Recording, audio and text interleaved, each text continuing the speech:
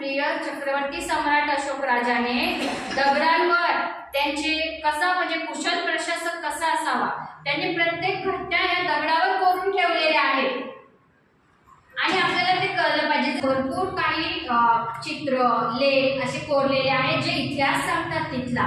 तर बघा हे काय आहे, धम्मलिपी। आपण मूलाक्षर शिकतो ना, तसं आपल्याला लेणीवरचे लेख जर शिकायचे असेल तर तुम्हाला शिकावी लागेल जी अशोककालीन आहे, सातवाहनकालीन आहे। बघा तुम्ही जेव्हा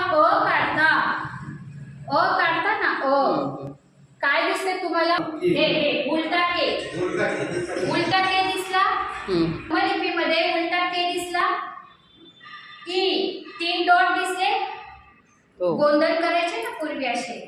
एल उ म्हणजे काय, एल टाईप। हे बघा हे छोटे छोटे साइन आहेत आणि हे तुम्ही शिकताल त्यावेळी तुम्हाला लेणीवरची लिपी वाचता येणार आहे। तर तुम्हाला आवडेल धम्मलिपी शिकायला? तर चैत्यभूमी धम्मलिपी वर्ग हा ऑनलाईन चालू आहे, तुम्ही तो जॉईन करू शकता किंवा आम्हाला संपर्क साधा।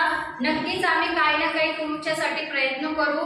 चैत्यभूमी धम्मलिपीमध्ये हे तुम्हाला सर्व शिकायला मिळणार आहे, ठीक आहे। असं करून आपण हे चार्ट केलेले आहे, हेच तुम्हाला सांगायचं